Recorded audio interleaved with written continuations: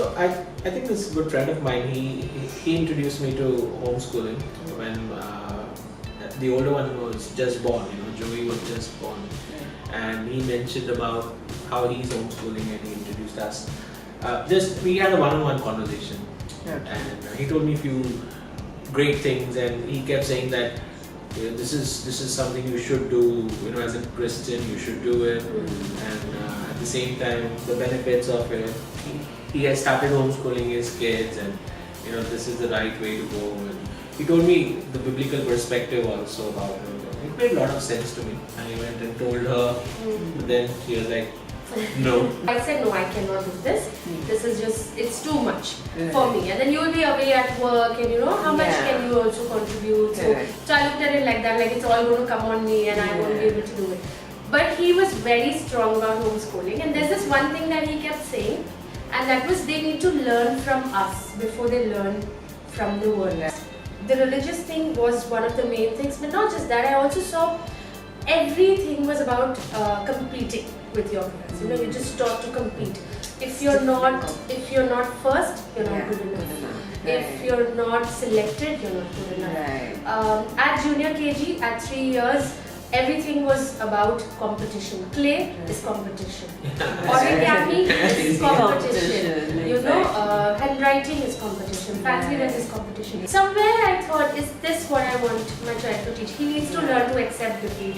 He needs to sit back and clap for somebody else and say, you've done a better job, But that wasn't happening. I didn't really like what I was seeing. Education system is a very one-size-fits-all.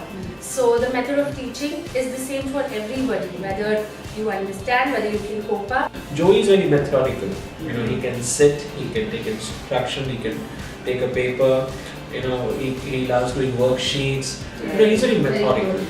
Whereas Nathan, on the other hand, is very logical, and in his questions, and he would not move ahead unless the concept is right.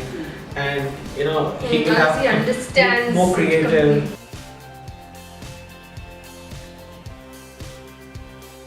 We use a Christian-based curriculum. It's called Abeka. That's an American curriculum, but we don't do all the subjects from that.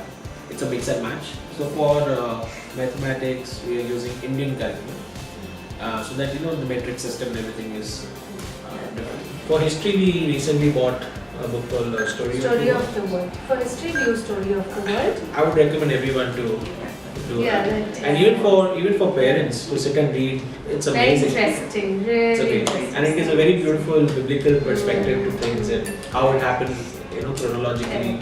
So it's very nice. And for maths, is it the ICSE maths? So yes. So it's called Maths Express 1.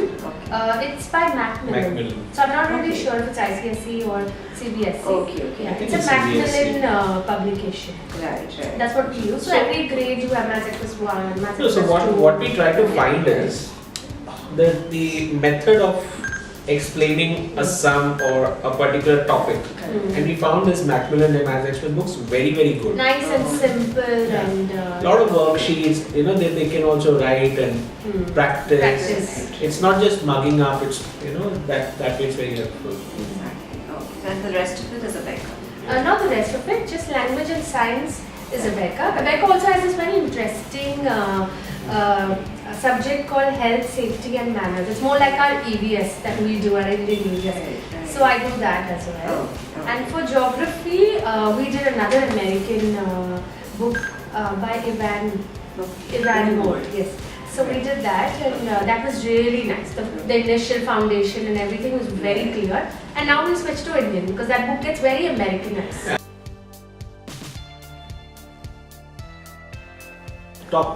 At the top would be that it is biblical, Christian perspective, education, and probably second would be flexibility of choosing your curriculum and flexibility in terms of time.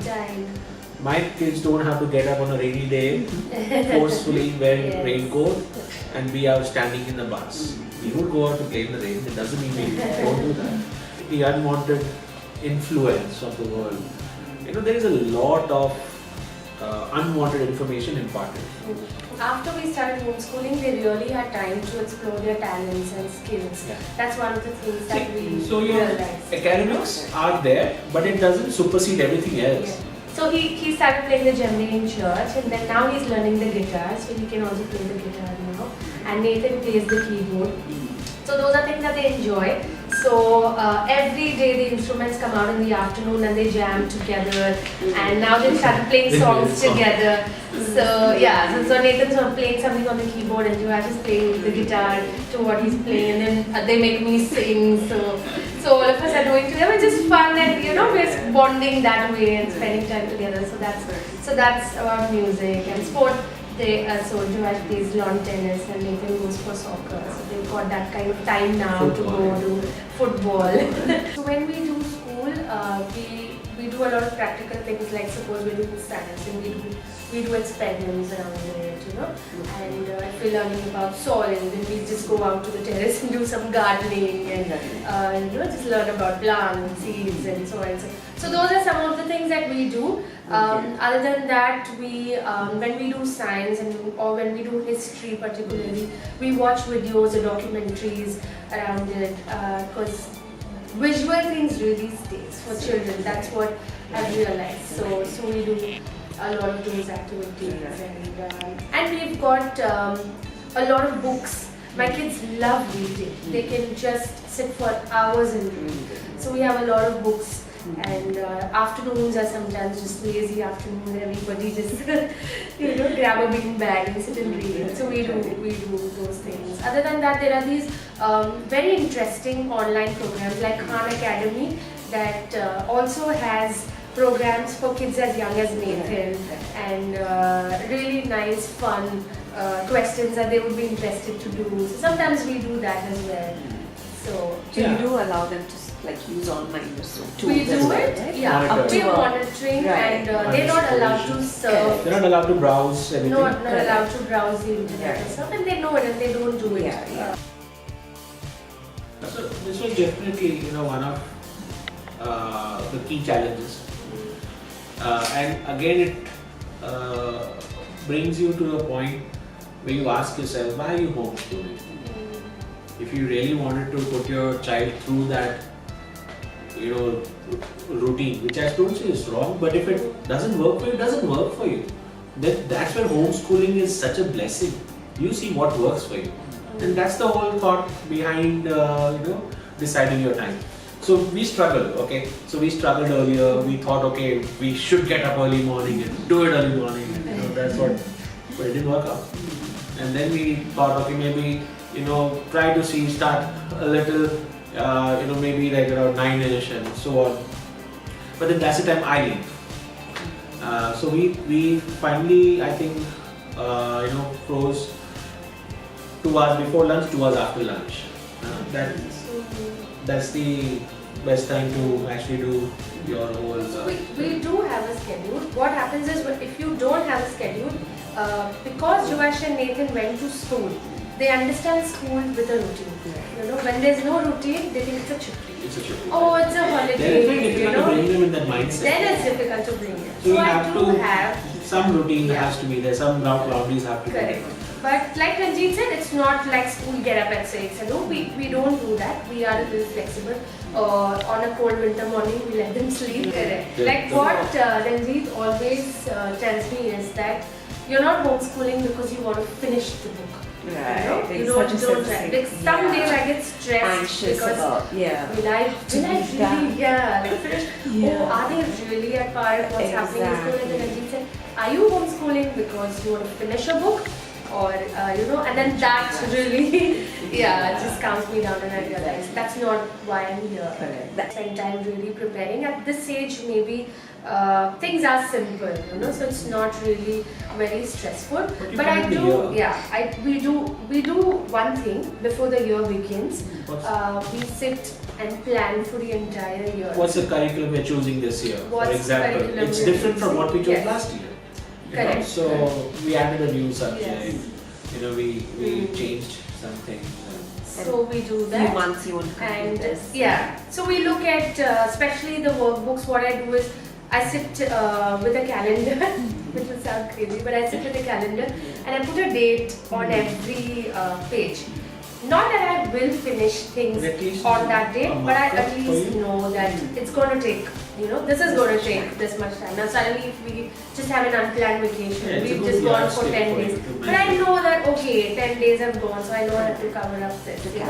So my workbooks will have dates for the entire year. So I just, so that's what we do. Sometimes there is peer pressure.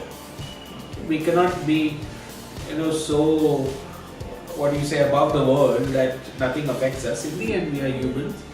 There is sometimes peer pressure from school goers and also from homeschoolers. Then of course, times when we feel that the planning that she did, it really is not going at par or at pace. And then sometimes a discouragement, the kid is going to lag behind.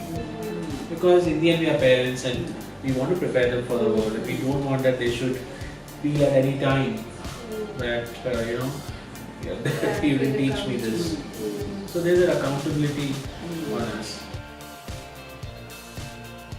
I think then I just go back to the promise that God is calling me, and that is my assurance and my comfort.